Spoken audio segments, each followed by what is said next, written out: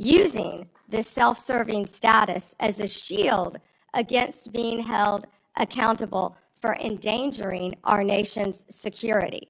We have taken that policy back to the norm, and I can't comment on whether we have or have not, or do not have pending investigations. Time has expired. Senator Lee, you're recognized.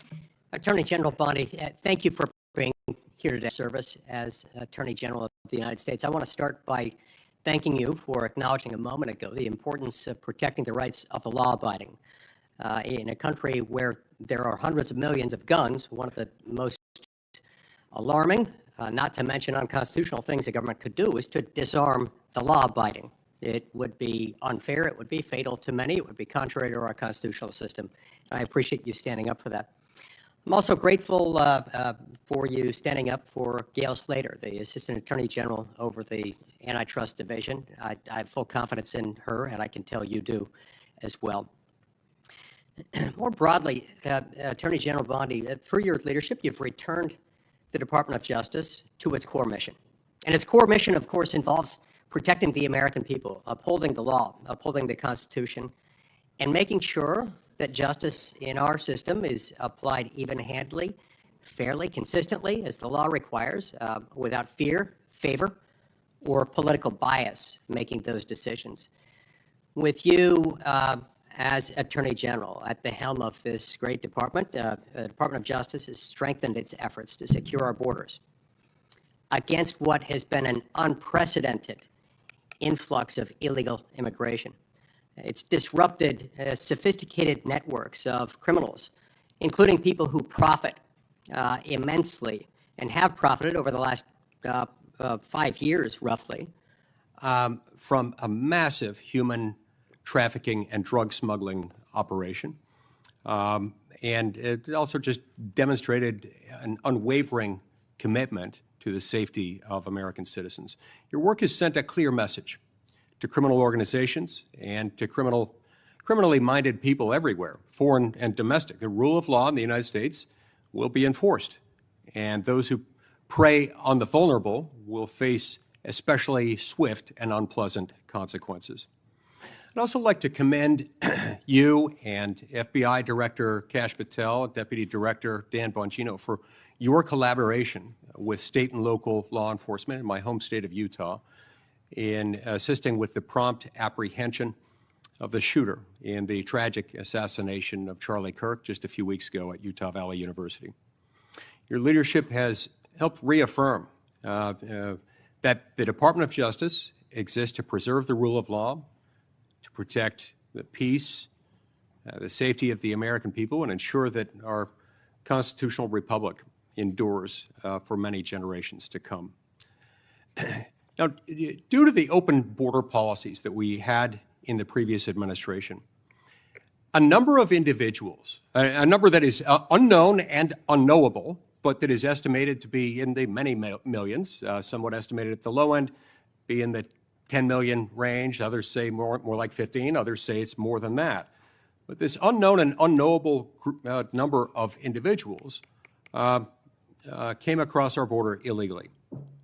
And an unknown number or percentage of those people are individuals who pose significant security risks, including some who are suspected terrorists. They were all allowed to enter the United States without proper vetting, in many cases without any vetting at all. What progress have you made so far, Attorney General Bondi, in solving some of those issues related to the illegal immigration of an estimated 10, 15 million, maybe more, over the last 4 years? Senator Lee, we are working hand in hand with Kristi Noem, of course, the Director of Homeland Security. She has been doing an incredible job. All of our agencies are working in partnership with them at the direction of President Trump. He ran on the promise of making America safe and closing our borders, and that's what he did on day one. He has also declared many of these transnational gangs as terrorist organizations, which is exactly what they are. They have been coming into our country from Mexico, from Venezuela, from other countries. They have been setting up shop right in our country. They are narco terrorists, and it is going to stop, and it is stopping under his watch. Our task forces are working hand in hand with Homeland Security. Director Patel, Deputy Director Bongino have been going nonstop to make America safe again. That's not just a slogan. That's protecting everyone in this room. That's what we're doing as a country. We don't care if you live in Chicago. We don't care if you live in Florida. We don't care if you live in Utah. President Trump wants everyone to be safe, including right here in Washington, D.C., and that's what he's been doing. Not only that, Senator Lee, the surge, I'm sorry about my voice, the surge of drugs in this country has been horrific over the last 4 years. DEA they have seized 4,500 kilos of fentanyl powder and 50 million fentanyl pills, which I said earlier represents 370 million deadly doses of fentanyl. These transnational gangs, it's all about drugs and money, and they are destroying our country. They are destroying our children, and a lot of this fentanyl, as we know, is made, the precursors in China. They're coming in our country through Mexico and now other places, and under Donald Trump, it's going to, he has secured our borders, Senator Lee. And we're very grateful for that effort. It's interesting to note, moreover, that under the leadership of your predecessor, the Department of Justice, the FBI, and others who routinely appear before this committee, when asked about the human smuggling operation going on across our southern border, routinely denied that fentanyl was coming in significant quantities through the human trafficking operation. They stated never with any evidence, never with any ability to back it up, to prove this was the case, that these things were coming across the points of entry through vehicles, through trucks, and otherwise. We know that not to be true, and we appreciate your work in exposing that. Now, in recent months, going along with this law enforcement effort, there's been a disturbing trend. It's a disturbing trend that seems to be on the increase in recent days and weeks. That is a rise of violence directed at federal law enforcement officers engaged in immigration-related arrests, including direct physical threats, organized riots outside of detention facilities, and most tragically, of late, a fatal shooting targeting an ICE facility in Dallas. Then just yesterday, it was reported that a cartel member in Chicago put a bounty, that's right, a bounty, out there offering $2,000 on information about any ICE officer and $10,000 for those who kill an ICE officer. Now, keep in mind, this information is not for kicks and giggles. It is not for a game of Trivial Pursuit. That information for which the cartel member would pay $2,000 is there so that others can kill an ICE officer and get $10,000. That's what that is. Can you discuss what protections are essential to ensuring the safety of ICE officers and their families, and why requirements to display personal information and prohibiting them from ever wearing any kind of covering would represent a totally unacceptable, indefensible risk to their public safety? Senator Lee, our federal agents have been doxxed, and many of you know what that means. It has happened to you on both sides of the aisle. Our federal agents' lives have been threatened. We spoke with Apple and Google to get the ICE Block app taken down. That was reckless and criminal in that people were posting where ICE officers lived. We worked with both Apple and Google to take that down. It's stunning, I would add here, that it took as much work as it did by you to get them to take that down. Remember, in the days following January 6th, they took down all kinds of things, including a social media app called Parler, based on very thin evidence that was later largely rebutted, suggesting that people had been manipulating Parler in order to plan the January 6th attack.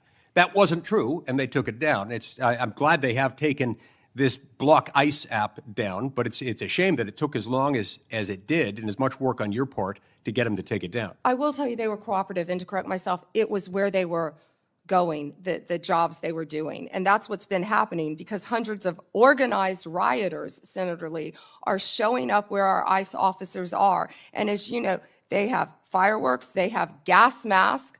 You know, they don't want our officers to be protected with their identity, yet they're wearing gas masks, they're wearing goggles. And they're So it's okay ramming for them to cars. be safe. It's okay for Antifa to be safe. It's okay for those doing the bidding of international violent drug cartels to be safe. But heaven forbid our ICE officers. Thank you, Senator Lee. Time has expired. Senator Coons, you're recognized. Thank you, Senator Blackburn, and thank you to the committee for holding this oversight hearing. And Attorney General Bondi, thank you for your service and for being with us. I want to start with an area where I think we have a lot to agree on. In May, your Bureau of Prisons issued a directive to expand the availability of home confinement. The directive said it was rooted in the principle of smart, fair criminal justice reform, and explained that smart reform and public safety can go hand in hand, and that second chances are not just possible, they're necessary for a justice system worthy of the American people. There's more to do to implement this directive, but I appreciated the BOP's recognition of these principles. Could you briefly speak further about the work BOP Director Smith, himself a former inmate, are doing with regard to reform, and what opportunities you see for us to do more? Thank you, Senator Coons. And you have been a champion of that, and we believe in second chances. As a career prosecutor, I know that most people, even violent criminals, are going to be locked up and then they're going to be released. And that's why we need everyone to be a productive member of society. I believe in halfway houses, and that's part of what the First Step Act did. It gives people a second chance at life, and that's what Billy Marshall and Josh Smith have been doing, working hand in hand at the Bureau of Prisons. I talk to them constantly, and they are working so hard. In fact, they inherited a dysfunctional and neglected agency, and they are taking, despite more than $450 million being appropriated between 2019 and 2024, we found that funds had been diverted away from the Department of the Prisons, the Bureau of Prisons. And so they are doing everything to create more halfway houses and to give inmates everything they need to be successful upon release, but also by keeping America safe. And I just learned from Billy Marshall, we just made an incredible case that someone, I believe the case was in Texas, one of our federal prisons, no one was monitoring this. And there was someone who was caught with a drone dropping off recently cell phones, Yep. paraphernalia, Let me follow up on that point, if I might, Attorney many General. things that could cause violence within our prisons and allow criminal cartel networks to function within our federal prisons. And that's what a lot of this money is going for, to make our prisons safe within and so these criminals cannot function while they are in prison. But one good thing I can also add is we have given inmates, I think we've over doubled the amount of minutes they can have on their phones so they can talk to their family members, because we believe that is important. One of the challenges federal probation officers face is massive caseloads. And I am about to introduce, hopefully reintroduce soon, a bill with Senator Lee that would improve our federal supervised release system by focusing resources on those who really need to be supervised and providing incentives to reduce oversight of those who've really made progress and who've changed the direction of their lives. It is broadly supported by law enforcement and a variety of policy groups, and I'd love to work with you on that, Madam Attorney General. Yeah, Senator, can I just add, because I just got the numbers. So what we have is $8.7 billion for the Bureau of Prisons, and what that does is it adds 587 correctional officers to help with the things that we just discussed. $95 million for new hires. We have to recruit and we have to retain. We know that's a really tough job to be a corrections officer, and that's why Josh Smith is such a valuable part of that team with Billy Marshall. And I would welcome working with you on that. And President Trump is the one who signed the First Step Act, because he believes in second chances. We all do. Thank you, Senator Coons, for that question. One of the things I have been concerned, even upset about, is how early in this administration, at the behest of DOJ, the department cut hundreds of grants totaling hundreds of millions of dollars, many of which serve critical public safety needs, supporting victims, assisting with reentry, violence prevention, including in my own home state. This was literally defunding the police.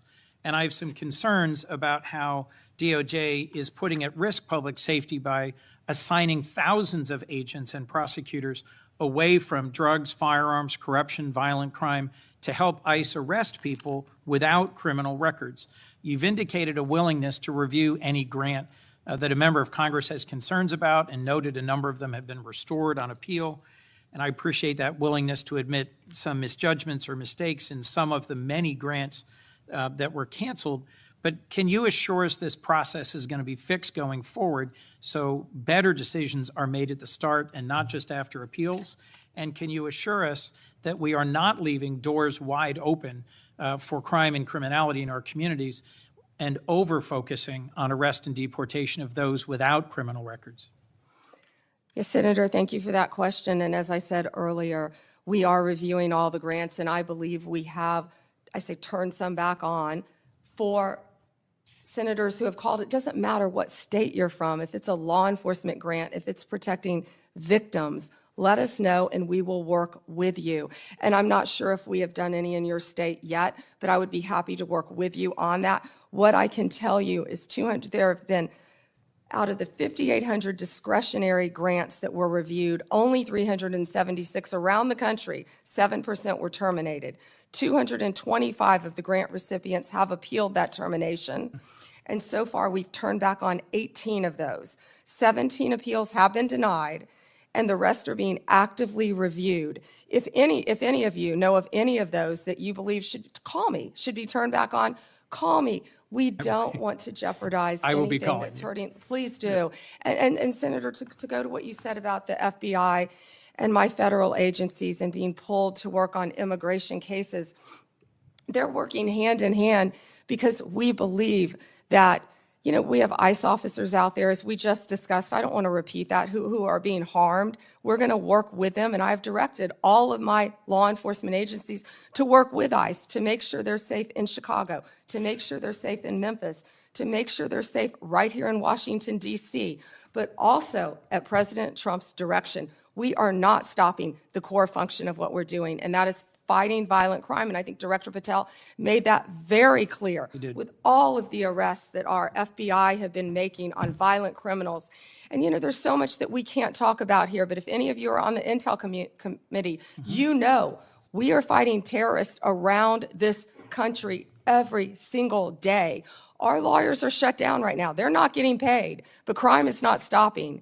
They are working around the clock to not only keep our country safe, Senator, but to keep our world safe. And Madam Attorney General, I think all of us hate that there's a shutdown and its impact on the federal workforce, and are working to find a way out of this shutdown, but one that will also restore cuts to health care.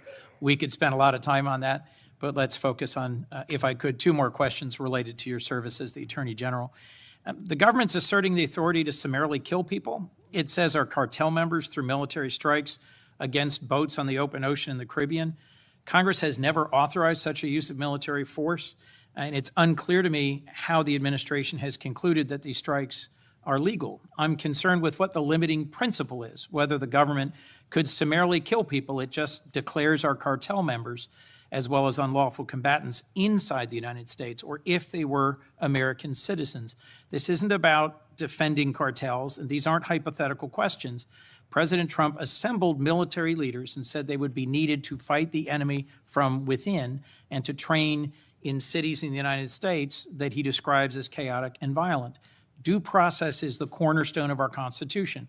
I'm deeply concerned about the authority our president seems to be asserting to summarily kill people suspected of criminal activity outside the law. As the chief lawyer for our federal government, you have a unique responsibility to ensure maintenance of our constitutional standards. How did you conclude that these strikes on ships or boats in the open ocean are legal?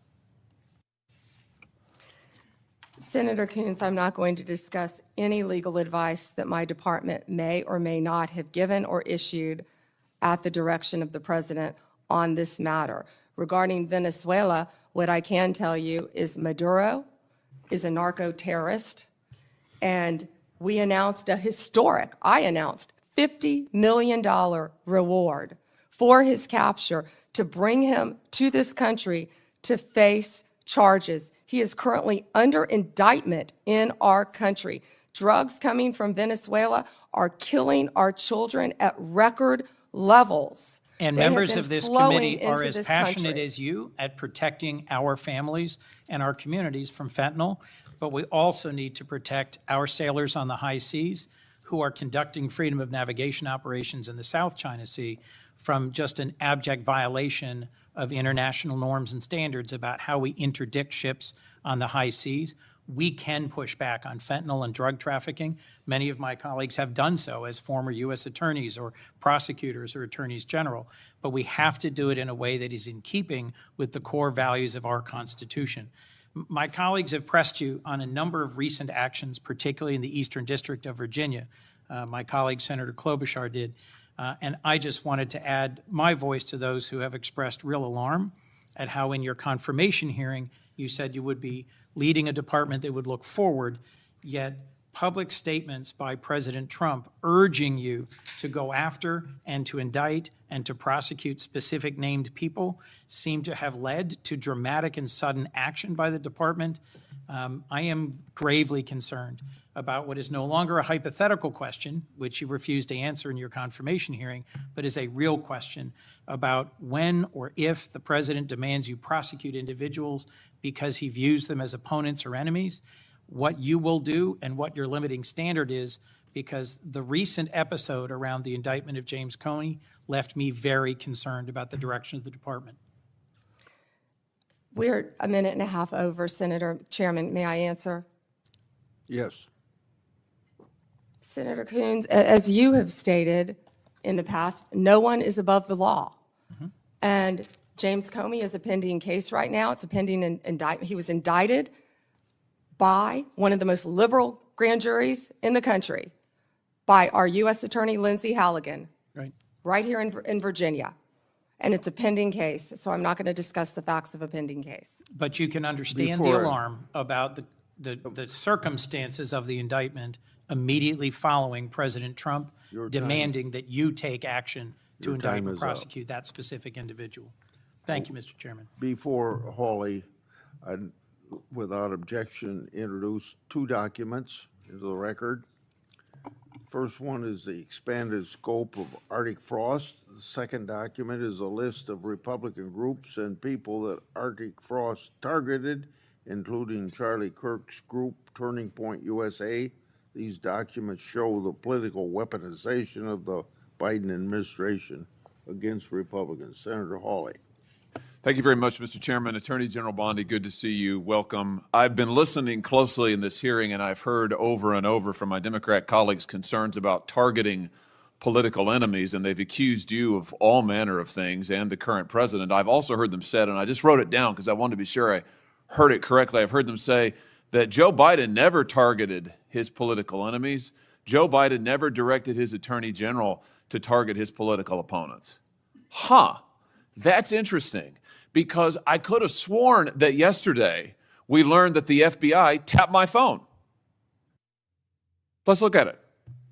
We've got a list. Tapped my phone, tapped Lindsey Graham's phone, tapped Marsha Blackburn's phone, tapped 5 other phones of United States senators. Gee, it sure looks like targeting political opponents to me, and yet I haven't heard a word from that side of the dais about any concern whatsoever. We've got nothing but concerns today, but no concern at all for a Justice Department that is tapping the phones of sitting United States senators because who knows why. They don't like them. They're members of the opposition party. They're Republicans. They're conservatives. You've seen this document, Attorney General Bondi. What was going on here? Who ordered this? Who ordered the tapping of the phones of United States senators? Senator Hawley, I cannot discuss the details of that right now for very good reason. You're going to do a thorough investigation into this, I trust. Is that correct? We will be looking at all aspects of this, and I have talked to Director Patel at length about And this. you're going to figure out who was involved in this, who signed off on it, who knew about it. You're going to get to the bottom of all of it. Is it correct? Yes, and I've spoken to Director Patel about it, and he is committed to doing this. Well, I can tell you, we already know many of the details. We already know that this was ordered by the special prosecutor, Jack Smith, who reported directly to the Attorney General of the United States, Merrick Garland. And we know that Jack Smith was on his witch hunt because he was directed to do so by the President of the United States, Joe Biden. Let's just remember. Let's take a walk down memory lane. April 2nd, 2022, the New York Times. Garland faces growing pressure. The Times says as recently as late last year, that would have been 2021, Mr. Biden confided to his inner circle he believed former President Trump was a threat to democracy and should be prosecuted. It goes on to say that the Biden was frustrated with Garland and wanted him to take decisive action against Trump. Here's what we're talking about. Trump, of course, was a private citizen at the time. So he appoints his own hitman, Jack Smith, who goes after the president, former president, who goes after members of this body. You know, the thing about it, though, that really strikes me is that it didn't stop with members of the United States Senate. Did it, Attorney General Bondi? It didn't stop here at all. I mean, just as egregious, maybe more so than tapping the phones of U.S. senators, is this memo that I know you've seen before. Let's just look at it again. This is an FBI memo from the same time period, I might add, from the same time period, in which the Federal Bureau of Investigation attempts to recruit informants into Catholic parishes in this country. So here you have an administration that is activating the FBI against its political opponents and tapping the phones of United States senators. Can I just say that again for my colleagues, for the benefit of my colleagues on the other side of the dais? Tapping the phones of United States senators. This isn't hypothetical. This isn't maybe what will you do in the future. This isn't, oh, gee, can you imagine a situation? This happened. This happened. And this happened, the targeting of Catholics in this country because Joe Biden and his FBI didn't like Catholics who went to a certain kind of mass. I mean, good God in heaven, what is happening to this country? What happened under Joe Biden? Or then how about this, the infamous school board memo, where Merrick Garland, at the direction of the White House, issued a memo activating the FBI's counterterrorism division against parents who attended school board meetings and had the temerity to ask what their kids were being taught. And some of those parents were treated like this. Let's just remember. Let's remember how parents were treated. Treated like this man. That's right. A parent at a school board meeting, I think in Virginia, who was drug out of the school board meeting. He's bloodied there, you can see it. And what was the response of Joe Biden's DOJ and FBI? It was to issue a memorandum saying that people like this ought to be investigated by the counterterrorism unit. And unbelievably, they were. They were. Or how about this? Let's remember Mark Houck and the pro-lifers who were prosecuted for what? For going to a clinic, an abortion clinic, and praying on a sidewalk outside the abortion clinic. This is Mark Houck and his beautiful family at Mass. This man, at the direction of Joe Biden's FBI, this man had an FBI SWAT team come to his door in the early morning hours with his beautiful children there, terrorizing them with weapons drawn. He was then arrested and prosecuted. And fortunately, a jury acquitted him. This is what was happening under Joe Biden. United States senators spied upon. Former presidents, the political opponents of the president at the time, targeted, prosecuted. Pro-lifers, targeted, prosecuted. Catholics, targeted, prosecuted. 92 conservative organizations put under surveillance, targeted for potential prosecution. Gee, I don't know. Would you call that an example of weaponization, Attorney General Bondi? Do you think that's a fair characterization? Senator Hawley, that is the ultimate weaponization, and weaponization under Donald Trump has ended. It has ended. Harmeet Dillon is running our civil rights unit, and she is doing an incredible job. No longer will parents be targeted. No longer will parents who care about whether their elementary school children have to read a transgender book be targeted and told they cannot have any say in their child's education. That has ended under this administration. People can worship freely, whether they're Catholics at synagogues or Muslims. Everyone can worship freely. That was the ultimate weaponization. They were targeting Catholics, no longer. They have been targeting so many American citizens throughout this country. And Senator Hawley, you have been a champion of this, and thank you for being a champion of that. But under Donald Trump's watch, it has ended. You know, I think about some of the abuses of power in this country's history, and there's been sadly a lot of them by members of the executive branch over the years, whether it's Watergate, whether it's what J. Edgar Hoover did in his time at the FBI, spying on many public figures, RFK, MLK, JFK, you name it. And I just have to say, what we now know happened in the last 4 years under this administration surpasses all of that. It surpasses all of it, not just for the interference in the legislative branch, not just for the blatant disregard for the separation of powers, not just for the blatant disregard for the First Amendment, but for the targeting of ordinary American citizens who can't afford lawyers, who can't afford to mount a defense, who when the FBI knocks at their door or comes with the SWAT team, they don't know what to do. It is absolutely a disgrace. It is a stain on the history of this country and on the conscience of this country, what this administration did in the last 4 years. So here's what I think needs to happen. Madam Attorney General, I think we need a special prosecutor to be appointed whose sole responsibility will be to get to the bottom of what has happened in every instance that I have just named. I think we need to know exactly who approved the wiretaps on United States senators, who knew about it, what agents were involved at DOJ or the FBI. I think we need to know exactly who signed off on the Catholic memo, the spying memo, who was involved with it, how far did it go. I think we need to know exactly who authorized the prosecution of Mark Houck, who terrorized pro-lifers and tried to intimidate them. I think we need to know that, Mr. Chairman, this committee needs to do oversight hearings. We need to have thorough hearings into what has happened these last 4 years and this abuse that has now just been uncovered, because we have to ensure that it stops. As you just said, Attorney General Bondi, we have to ensure that it stops. This chapter in American history needs to come to a close, never to be opened again. The use of the most powerful law enforcement bodies in the world against ordinary citizens and political opponents must end once and for all. And we have a chance to do it, and it needs to be done with a thorough investigation, full transparency. And those who violated laws need to be prosecuted. I thank you for what you're doing, Attorney General Bondi. I hope that you will launch a thorough investigation. I hope you'll appoint a special prosecutor. Mr. Chairman, I hope we'll hold hearings. And with that, I yield. Yeah.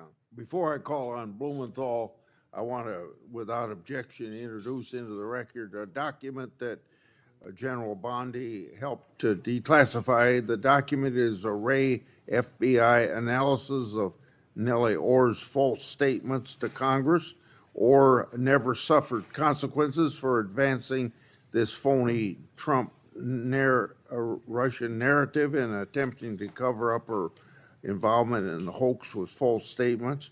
Yet time and again, the American justice system has been weaponized against President Trump and his associates, and I've already talked about Peter Navarro in regard to that. The DOJ's inaction on Nellie Ohr's criminal referral, despite the obvious incriminating evidence provided in the FBI's own analysis, undermines public trust of the rule of law thanks to Director Wray's utter failure. Senator Blumenthal. Thanks, Mr. Chairman.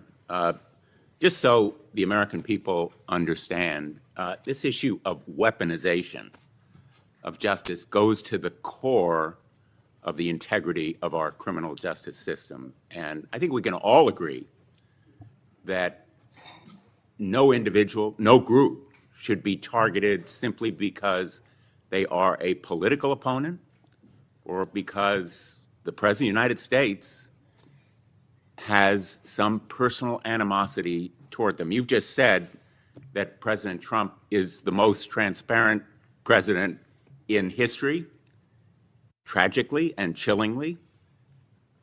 You may be right when it comes to criminal justice, because far from ending weaponization of justice, I would submit, Madam Attorney General, that President Trump has embodied it. And we have a record. It is a public record of his express instructions that certain individuals be investigated.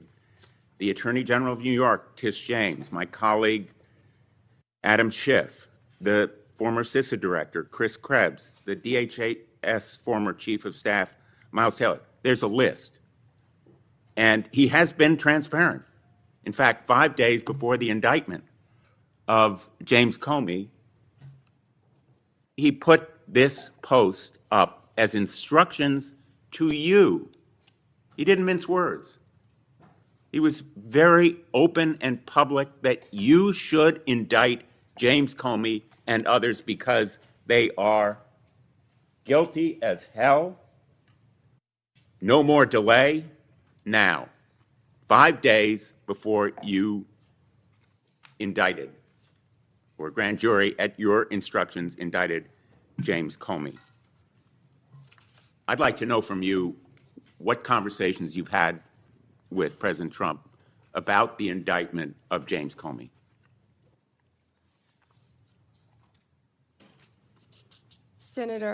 Senator, I am not going to discuss any conversations I have or have not had with the President of the United Did you States. see that You're post? an attorney, you have a law degree, and you know that I'm not going to do that. I also find it fascinating, because I'll keep fighting to ensure that law enforcement and the judicial process move forward without political interference. No one is above the law, not even the president. That's a quote from you, Senator Blumenthal, in 2017. Well, let me ask you then, when you saw that No post, one is above the law. That was your quote. When you saw that post, did you talk to anybody in the White House? I am not going to discuss any conversations I have, nor any investigations, So nor you are unwilling any to tell pending this committee cases. about conversations with the White House And if I may regarding James continue, Comey's indictment. and if I may Let me show continue, you a picture. James Comey was indicted by one of the most liberal grand juries in the United States. The night before James Comey's indictment, you had dinner with the President of the United States. Pretty intimate group. Was Actually, there James were a lot of Comey people there that discussed- night. That's a great Was James picture. Comey discussed at that dinner? I love that picture. That's a great picture. And there were a lot of people there that night. I think the Well- entire cabinet was there. Did you discuss James Comey with the President of the United States? He was sitting just to your left. Well, 2 seats down, yes, 2 seats down. And I am not going to discuss any I'm going to take conversations that I've as had a or yes, not have with the because President the of the American United public States. is entitled to know, Madam Attorney General. The entire cabinet was at that whether dinner, you too, took instructions from President Trump after he told you very directly to indict James Comey, which is weaponization of the Department of Justice. Oh, You wait, know, wait, wait. I want to agree with my colleague, Senator Hawley, that weaponization of our justice system must end. That's the reason that I propose legislation, and I challenge him and my colleagues on the other side of the aisle to join me in legislation that would create a statutory right of action for people who are selectively or maliciously prosecuted for political reasons. It would codify your manual, the Department of Justice manual, on political prohibitions against political considerations in charging decisions, and prohibit the White House from intervening, President Trump and any other president from intervening in charging decisions. It would make reforms to the grand jury process. You've just said this grand jury was liberal. We should reform the grand jury process to ensure that the government is not abusing its power and authority, and it will require transparency and accountability reforms at DOJ so that you will and other attorneys general be held accountable for these kinds of decisions. Will you join me in supporting that kind of reform? Senator Blumenthal, I find it so interesting that you didn't bring any of this up during President Biden's administration when he was doing everything to protect Hunter Biden, his son. And I think you just saw what Director Radcliffe just released. You know, this is an effort to be Information. positive If I can and finish answering the constructive, question, I'm not Madam going to Attorney yell General. over you. I'm not going to get in the gutter with you. But information that the Biden administration told them not to investigate Hunter Biden's involvement with Ukraine. And I'm not going to be lectured to you about integrity another topic, by and I'm hoping someone that you will review who these lied about legislative being in the military just and to be support elected them. a senator. The merger between Hewlett-Packard Enterprises and Juniper Network was settled. You authorized the settlement. It was the subject of a lawsuit to block it. The settlement produced virtually no concessions from Hewlett-Packard. It was a settlement that prompted settlement yourself. As I stated earlier, Gail Slater is doing an incredible job running the antitrust unit. And as I stated earlier, that is still a pending matter, as Well, you you should know then with a law fired, degree, did you not, that all two- mergers, if I can finish answering the question. I'm going to, If I with could apologies, finish, no, I'm interrupt answering you the question. because my time is No, limited. well then don't ask me a question. So, Let me just ask you, as did I you, said, you have a law degree. You know that not only are mergers agreed upon, but they have to go to a court of law to be approved. It's a multi-step process. And as I said earlier, that is still pending. And I have full faith in Gail Slater. and Ms. Slater reportedly objected to the settlement. Reportedly, And moreover, moreover. 2 of her top officials were fired, Roger Alford and Bill Sinner. Did you authorize and direct those firings after they objected to the settlement? I am not going to discuss personnel matters or pending litigation in my office. Let me ask you about another merger. The merger involving 2 home health care agencies on favorable terms, likely to drive up costs for millions of America. The Transportation Department's rule to provide compensation to travelers impacted by airline-caused flight delays, which was canceled. The merger of Skydance and Paramount, after Paramount's ownership took a number of steps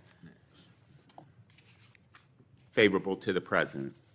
These kinds of mergers belie the claims that President Trump himself has made, that this administration will stop big corporate mergers that ultimately benefit the owners of those corporations rather than consumers or ordinary, everyday Americans. Senator, And let me ask you oh, wait, about you just listed, particularly- you just gave a Well, list let me just finish. of many Oh, mergers. I have a Can question you for talk you. to me about the issue with these mergers?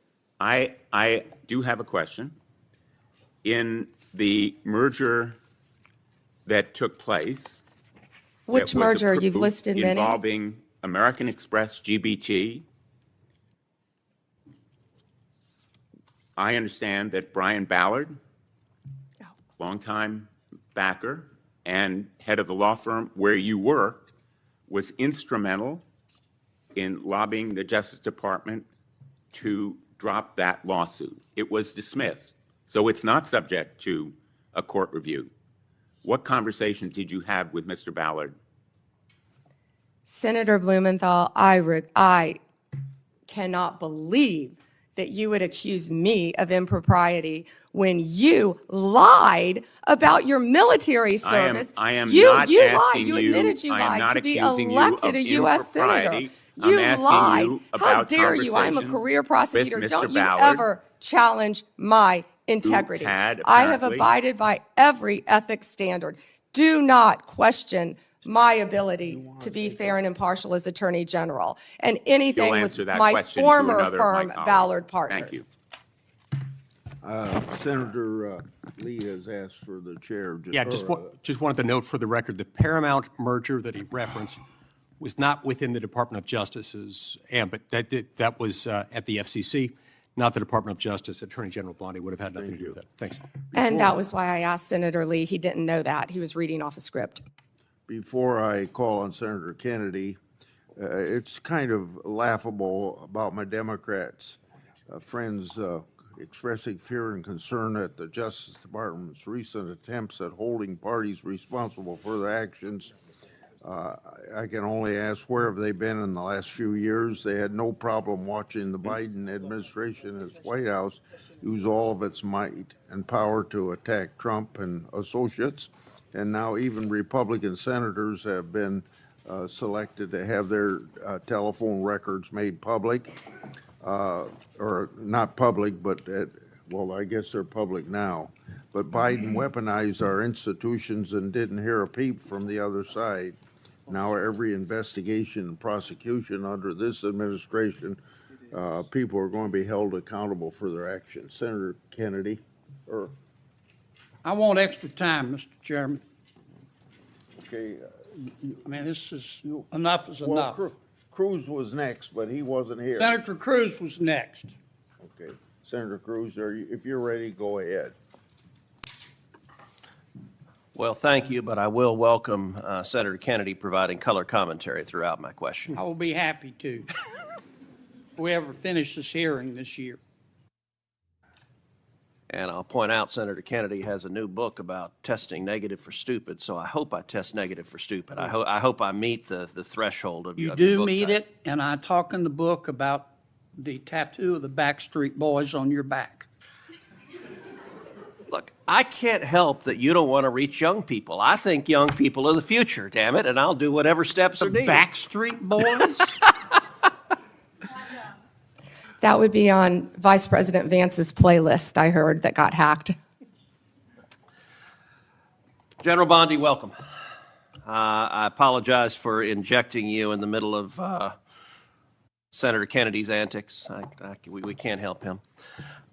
Thank you for the job you're doing. You are doing a tremendous job keeping this country safe.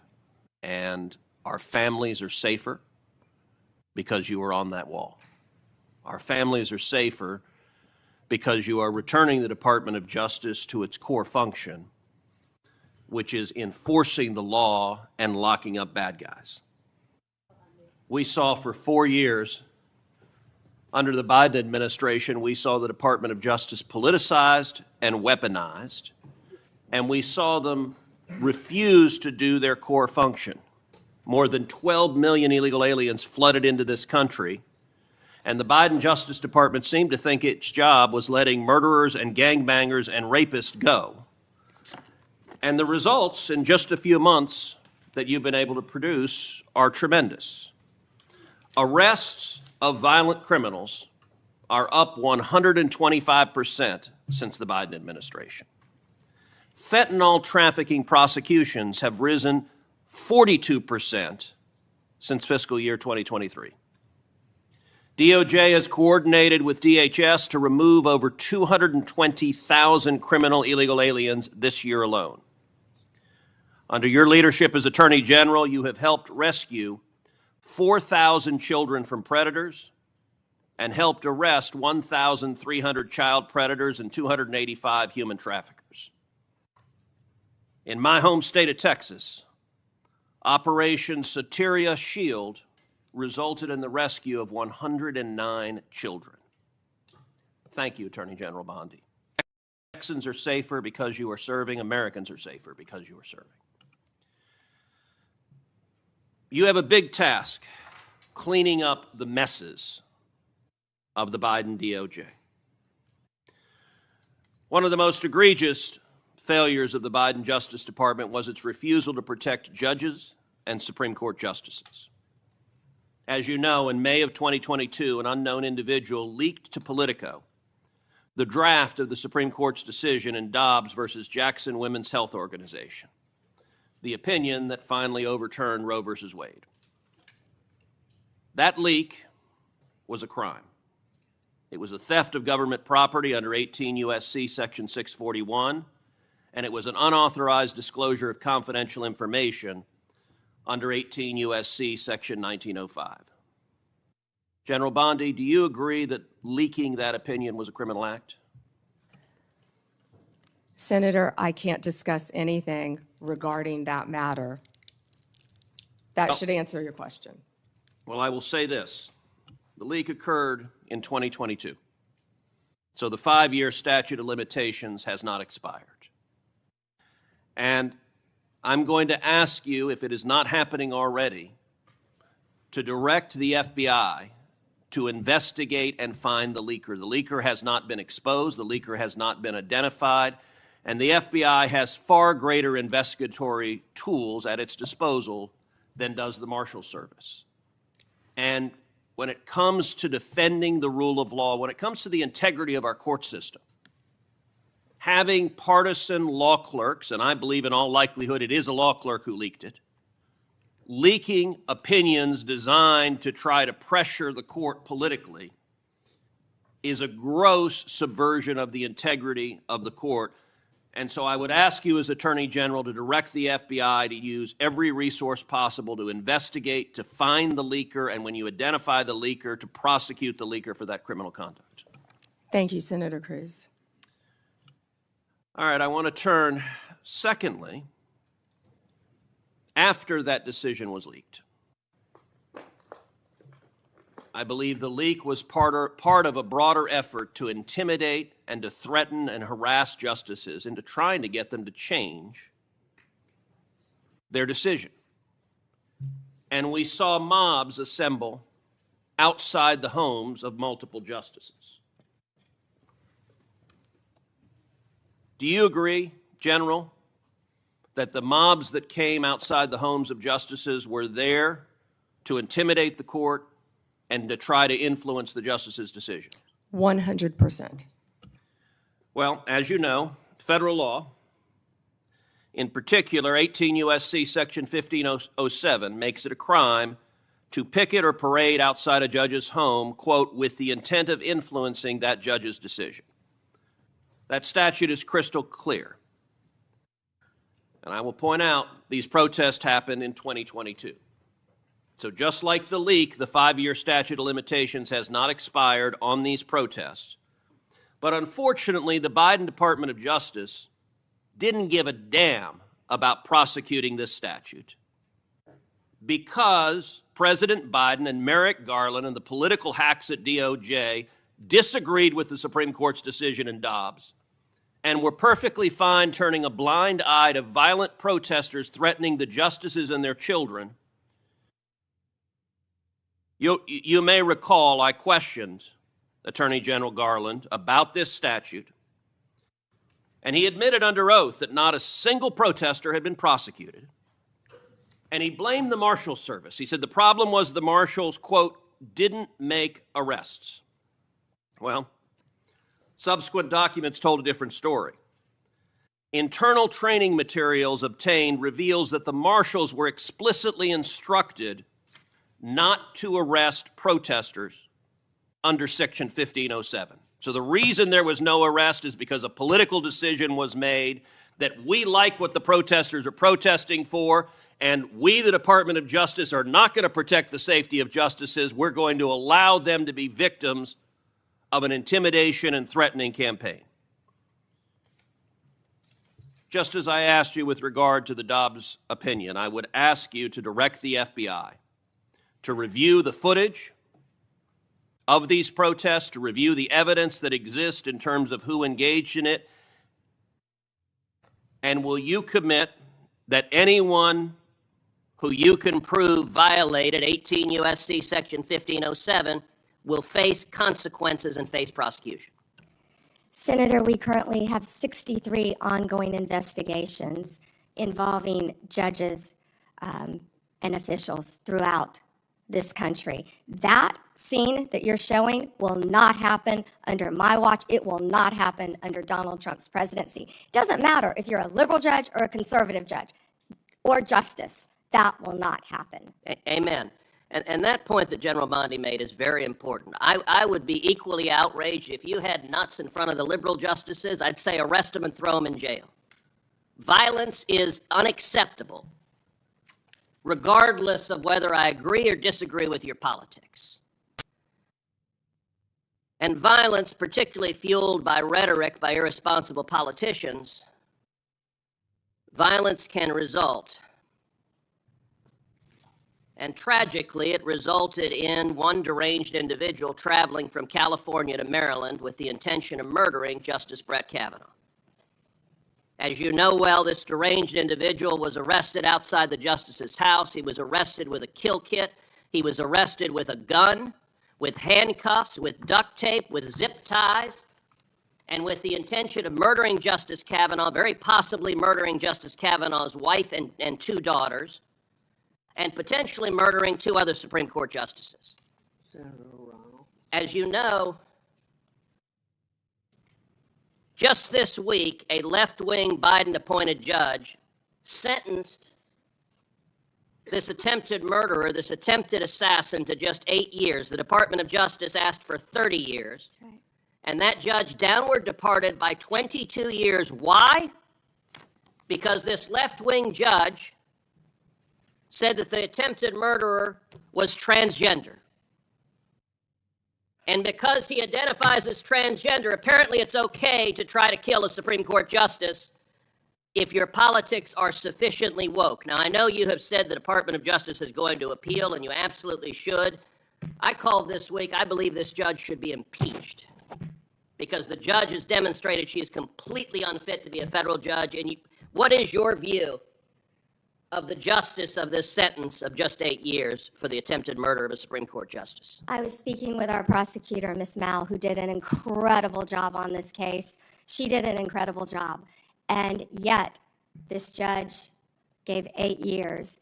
And the judge also would not refer to the defendant by his biological name, referred to him by the pronouns, and was concerned about the treatment that this individual would get regarding a sex change while in prison. And we are appealing that sentence. I immediately said we are appealing that sentence. Thank you.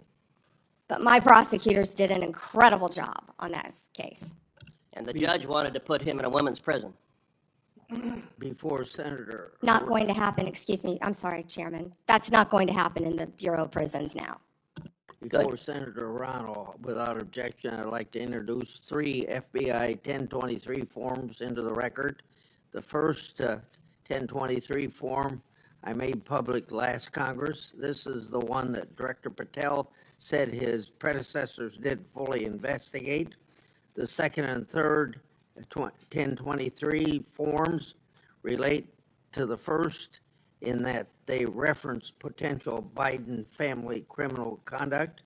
Senator Johnson and I made these 2 public, and we simply want to know whether the government has investigated what it found, and if not, why not? Senator Ronald. Thank you, Mr. Chairman. Ms. Bondi, FISA Section 702 will expire in 6 months. In response to my questions for the record, at your confirmation hearing, you said you did not have experience with FISA, but if confirmed, you would consult with experts at DOJ. Now, you've had that opportunity. Do you support adding additional safeguards for searching Americans' communications in the 702 database?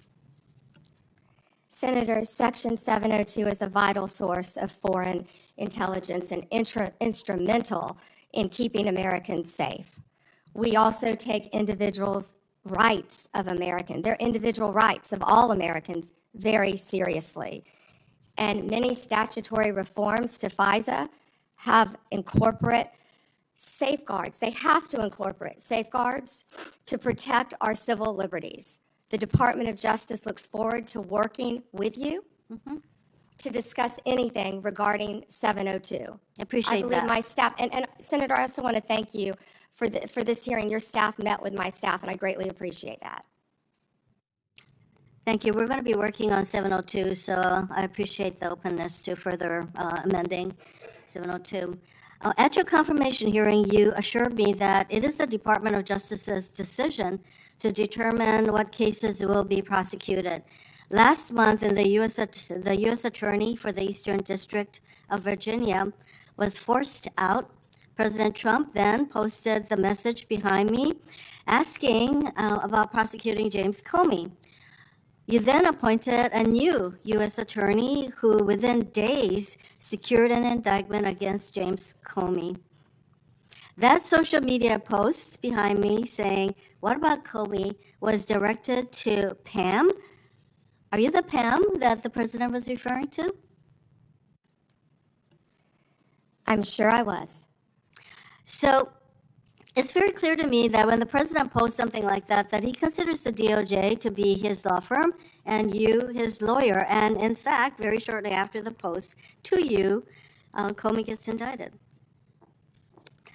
Last year, President Trump's new now border czar, Tom Homan, was videotaped taking a bag with $50,000 in cash from undercover FBI agents after suggesting he could help with government contracts. Sounds like a bribe.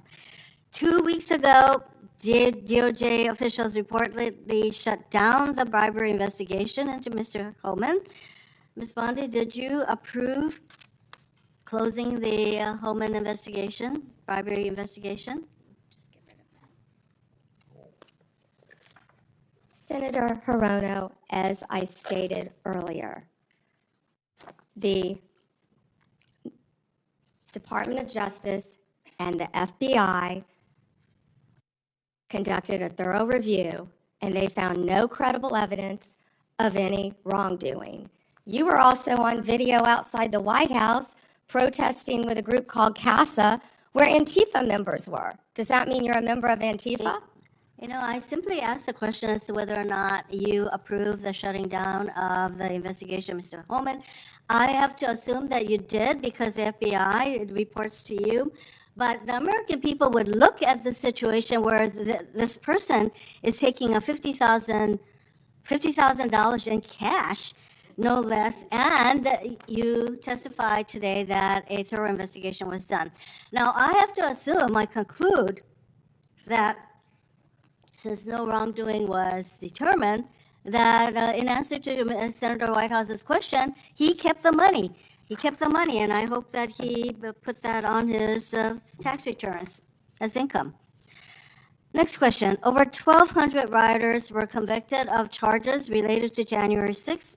President Trump has since pardoned nearly all of them. As if that weren't enough, last month there were reports that a lawyer for the January 6th rioters met with senior DOJ officials about setting up a compensation fund like the one that Congress set up after 9/11 to compensate these rioters. Ms. Bondi, is anyone at DOJ considering setting up a compensation fund for January 6th rioters? Yes or no? Senator, I have had no meetings or discussions about a fund. So would you support such a fund? Would you okay such a fund? Senator, you can send me the information on the fund, and I'd be happy to look at it. No, but do you think that's a good idea this is what I'm getting at. Because to actually set up a fund and to have people talking with your senior people at DOJ, political people, about creating a fund, and you won't let us know what you think about that, that's pretty unbelievable. On January 30th of this year, the Trump DOJ's Antitrust Division sued to block the merger of two tech companies. Then, well-connected lobbyists met with your political deputies who overruled the career staff and approved the merger. So there's a settlement on that. And separately, DOJ sued Ticketmaster last year for monopolizing concert tickets and forcing consumers to pay outrageous fees. Ticketmaster has hired the exact same lobbyists who met with senior DOJ political people regarding the merger of the two tech companies. So my question is, Ms. Bondi, have lobbyists met with your political deputies about the Ticketmaster case? Senator Hirono, as I stated earlier, I am not going to discuss anything that is ongoing. Gail Slater runs the antitrust I would office, say and that Gail that- Slater, if I can finish, Gail Slater is doing an incredible job running my antitrust unit. It's highly likely, Ms. Bondi, that the same lobbyists who met with your people and basically got rid of the antitrust case. Senator, I don't think a lot of people I like would that say you were out they're probably protesting meeting with you Antifa. right now. Next question.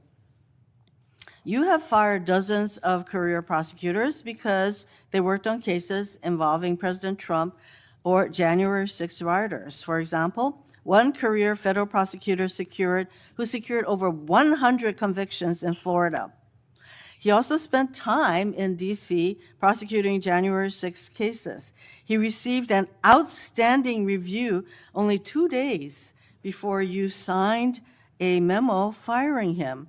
The memo cited no reason for his firing. Are you firing career prosecutors solely because they worked on cases like January 6th that the president doesn't like? Senator Hirono, I am not going Yes to or talk no? about personnel matters with you. Well, we all know that hundreds of career prosecutors have left the DOJ, and literally hundreds, we're told.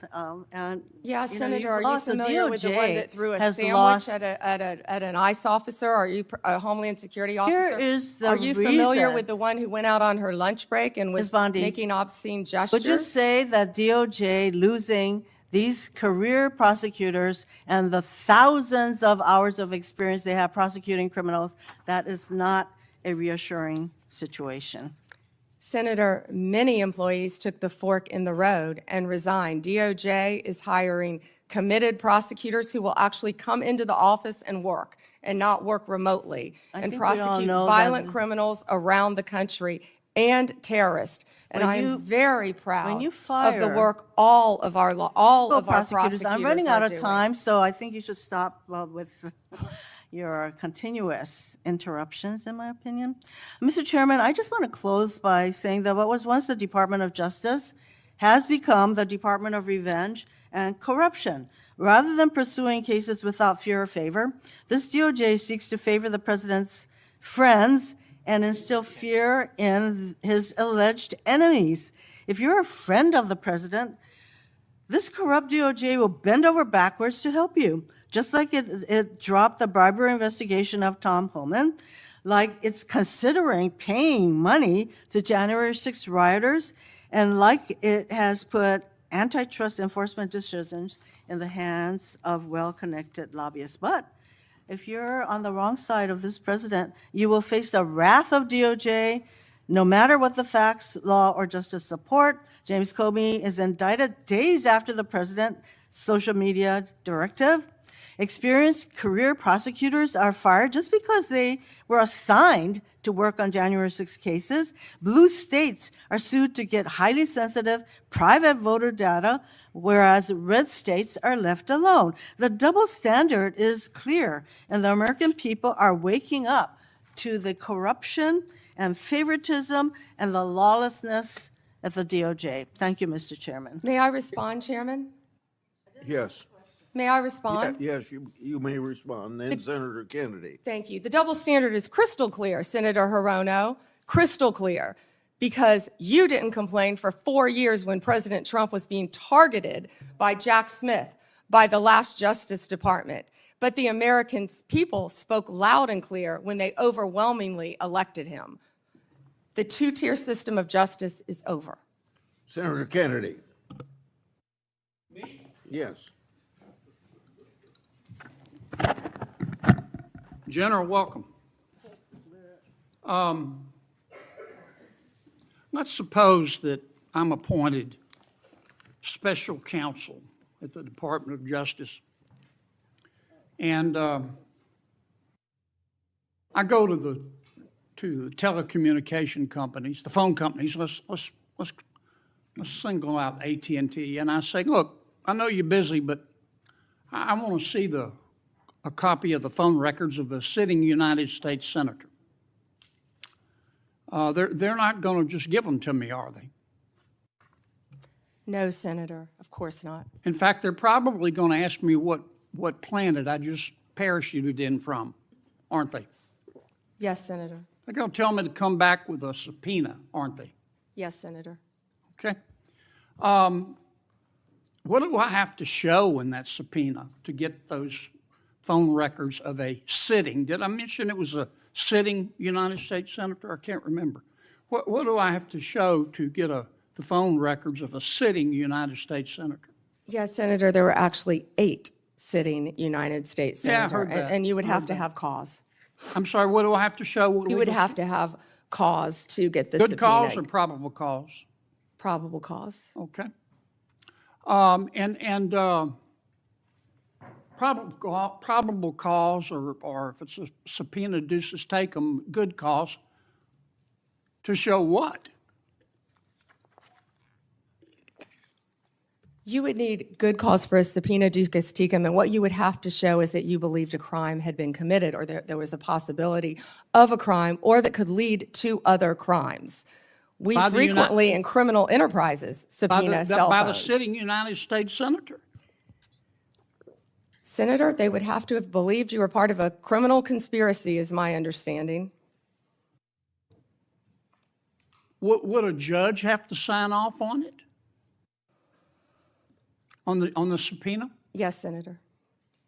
Well, for a subpoena duces tecum, Jack Smith probably took it straight to the judge. Now, the phone companies, particularly their general counsel, if they're worried about civil liability, even with a subpoena to get the phone records of a sitting United States Senator. Did I mention it was a sitting United States Senator? Yes, Senator. The general counsel for that phone company, let's say AT&T, they have the right to seek to quash that subpoena, don't they? Phone companies frequently do that. Yeah.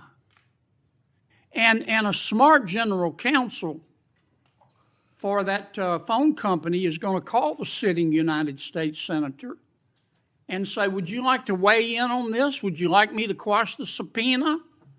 We're talking about invading someone's privacy here by a sitting United States Senator. Could the general counsel for the phone company do that? Well, Senator, if they believe that a crime could have been committed, they could not tip off the person who committed the crime. Again, I can't comment on details of this particular case. I'm just asking you theoretically. I've never seen you commit a crime, Senator Kennedy. But let's suppose, okay, they didn't want to tip off the sitting United States Senator. But the phone company and the general counsel for the phone company, or companies, if there were more than one involved, could say, you know, this is serious as an aneurysm. This is serious as 4 heart attacks and a stroke. This is a sitting United States Senator. So general counsel would likely advise the CEO, well, you need to file a motion to quash. The telephone companies could have contested those subpoenas, could they not? Hypothetically, yes. I can't talk about the facts of this particular case. We're talking hypothetical. Senator, subpoenas are issued all the time through phone companies working with the general counsel. But they can file a motion to quash. They could, yes. Yeah. In any case. And if they should have filed a motion to quash, and a reasonable person would have filed a motion to quash, because this is a sitting United States Senator, and they didn't file a motion to quash,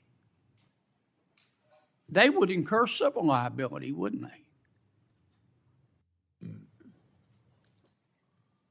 Senator, typically phone companies follow a subpoena from a United States attorney. I know they do, but they don't have to. They could challenge it, Senator. Yeah. And if they don't challenge it, they better have a damn good reason. Right? Right? Senator, I can't talk about the facts of this particular This is just case. a hypothetical. In general, hypothetically, Senator, maybe they didn't recognize any of the names of the 8 sitting United States senators. Hypothetically. That was a joke. Or maybe they should have gone to Amazon and buy some testicles on phone records of a sitting United States senator on the basis of an administrative subpoena.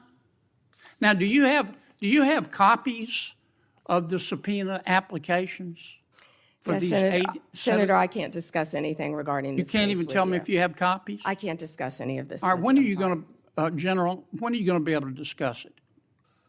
I can't discuss whether there is or is not a pending investigation, I understand, Senator. This but was let's just assume brought to light if by there is a Director pending investigation, I don't want this to get swept under the rug, okay?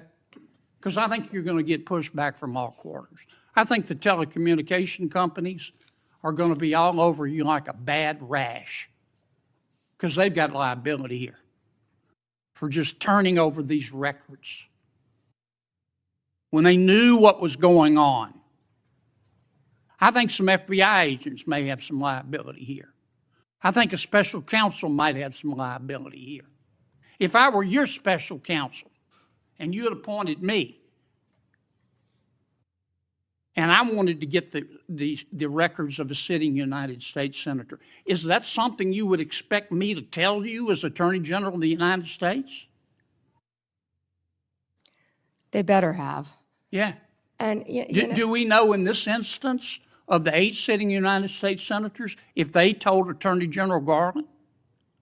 Senator, I just learned about this very recently, as did Director Patel, and we cannot discuss the details. I don't know many of the details. Well, maybe we ought to get Attorney General Garland here.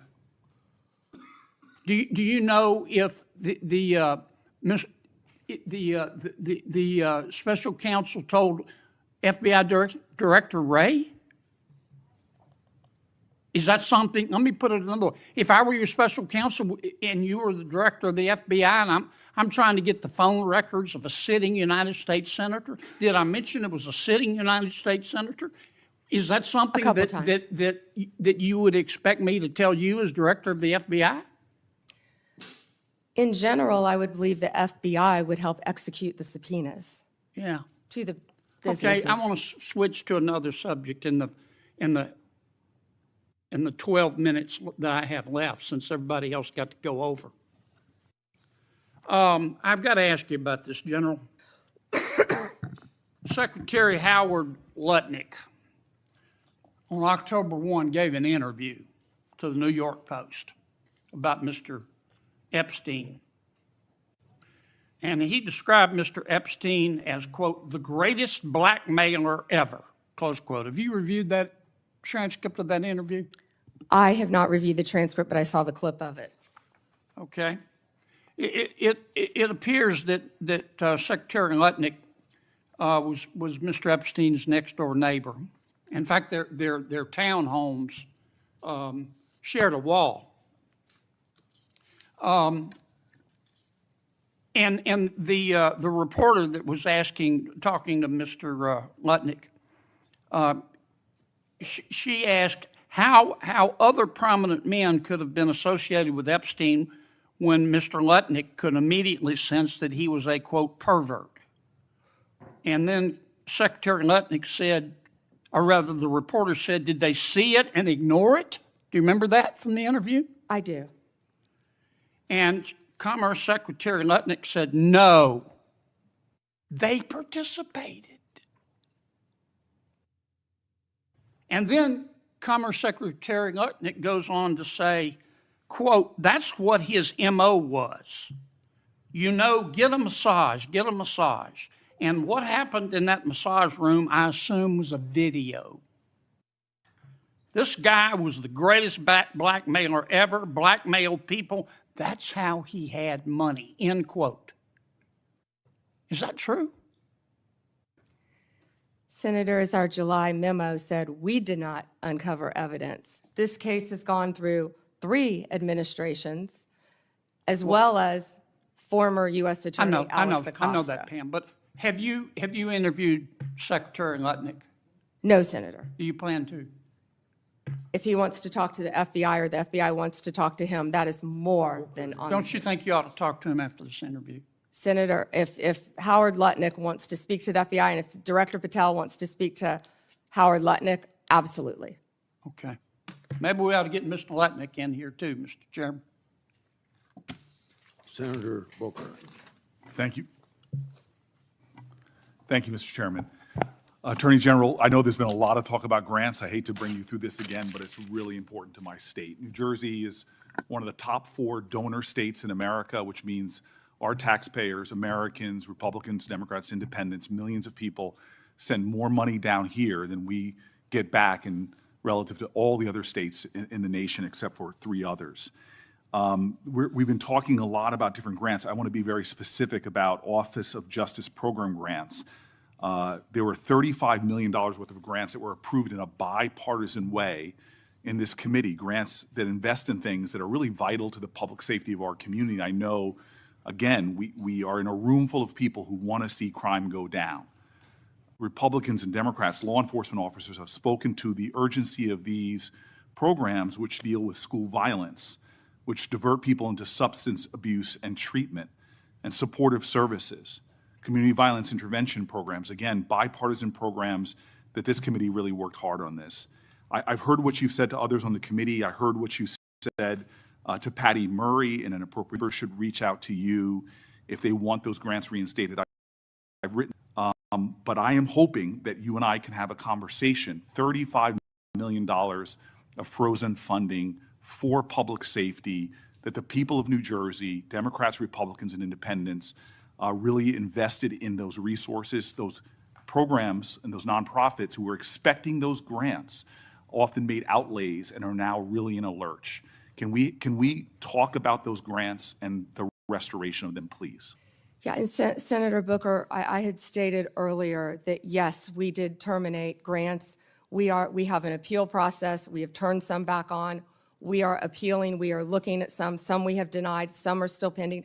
I believe we have multiple appeals pending with New Jersey, and I would be happy to sit down with you and look at those appeals. I believe one is with the city of New Jersey. I know there are multiple ones pending, but of course, I would be happy to sit down with you or any senator or any House member and look at grants that have been terminated. I've been doing that, and I would welcome that. But I will be the first one you sit down with, correct? Absolutely. I'd love to sit down with you on that. I'll look at those tomorrow, Senator Booker. Thank you very much.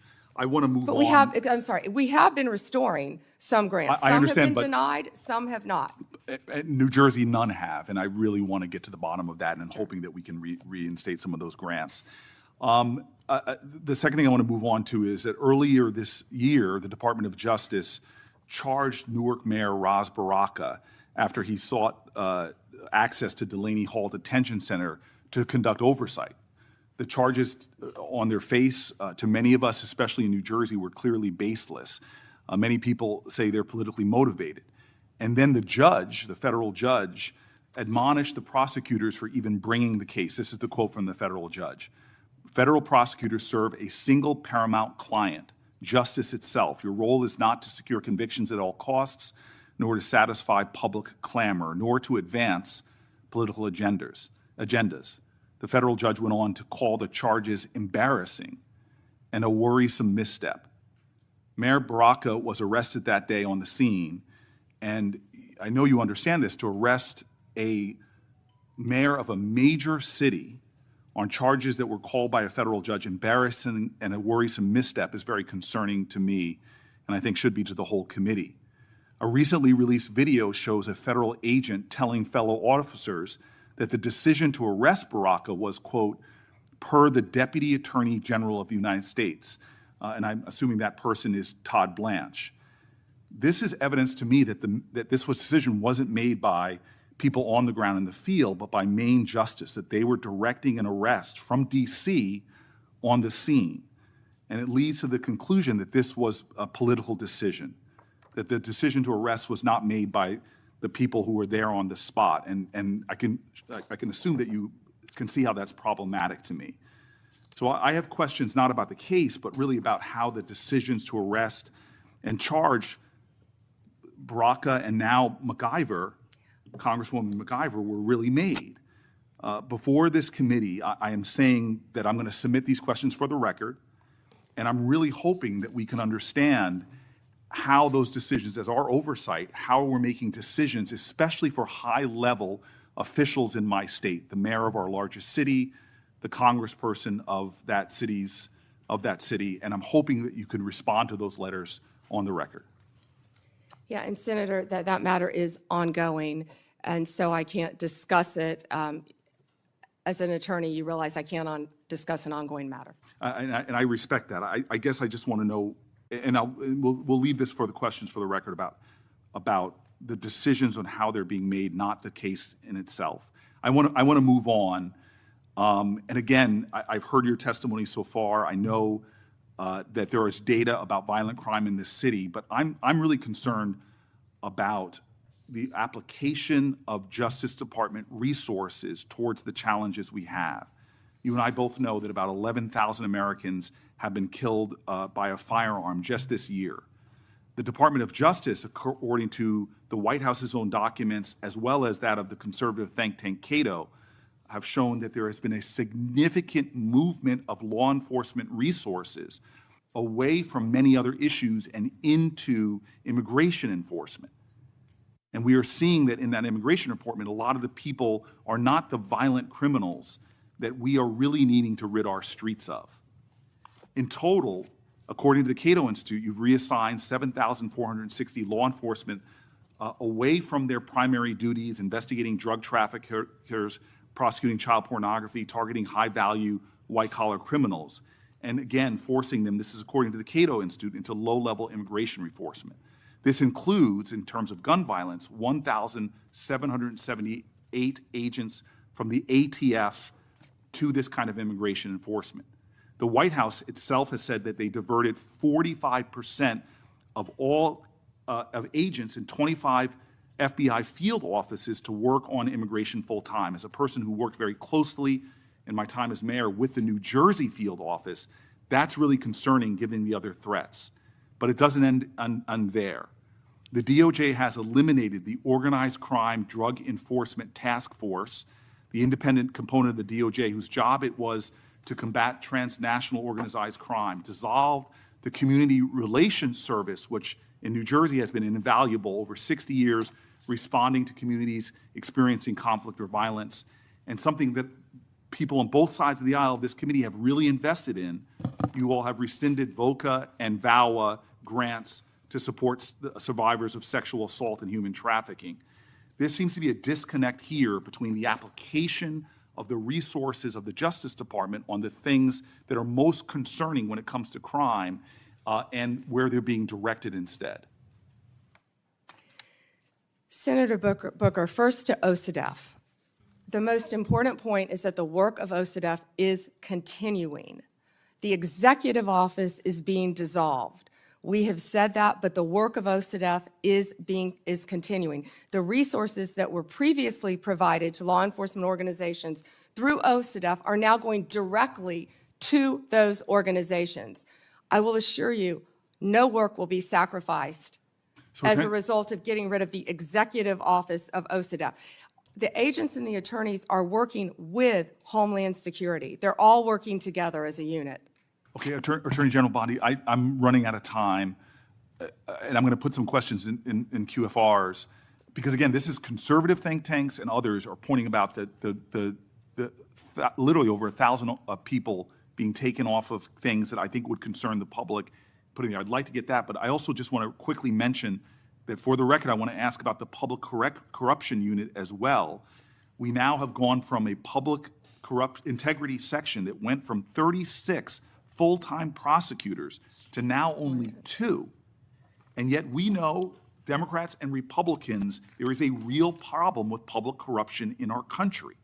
And we know that the DOJ has stopped enforcing the Foreign Corrupt Practices Act, disbanded the Foreign Influence Task Force, dismissed the indictment against Trump donor Andrew Weidenhorn, cut back on white-collar investigations. My list goes on. I'm running out of time. But I will ask for the record against not only reassigning officers and prosecutorial resources from the other things I mentioned, but public corruption is really important. I want to talk about an area of bipartisanship on this committee, which is antitrust. This is a very bipartisan area. In June, the Antitrust Division finalized a proposed consent decree with Hewlett-Packard Enterprises and Juniper Networks, settling the DOJ's challenge to the company's $14 billion merger. Reportedly, your Chief of Staff, Chad Mizell, and Acting Deputy Attorney General Woodard overruled career antitrust staff and approved the merger. This is a massive area of concern for Americans writ large. This is an area where corporate power is growing, corporate concentration in our country is happening at great degree. I'm grateful that the ranking member with Mike Lee on a committee that is really